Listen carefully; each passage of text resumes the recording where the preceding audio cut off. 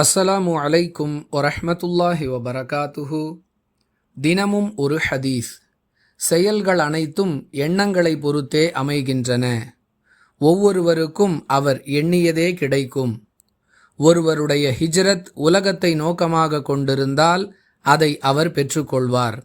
ஒரு பெண்ணை நோக்கமாக கொண்டு அவர் ஹிஜ்ரத் செய்தால் அவளை அவர் மணப்பார்.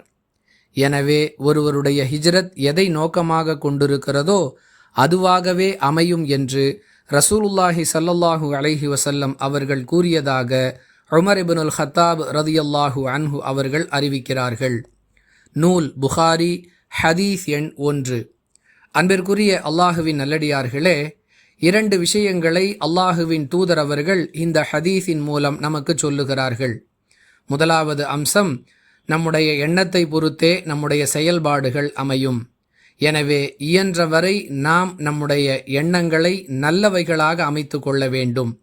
ஏனெனில் அவற்றின் அடிப்படையிலேயே நம்முடைய செயல்கள் அமைகின்றன. இரண்டாவது, நாம் எதை செய்தாலும் அதை அல்லாஹுக்காகவே செய்ய வேண்டும். உலகத்தையோ ஒரு பெண்ணையோ நோக்கமாக கொண்டு நாம் ஒரு நற்செயலை செய்தால் அது நமக்கு கிடைக்கும். ஆனால் அல்லாஹுடைய திருப்தியை பெற முடியாது. எனவே எதை செய்தாலும் அதில் இறை திருப்தி நோக்கமாக இருக்க வேண்டும்.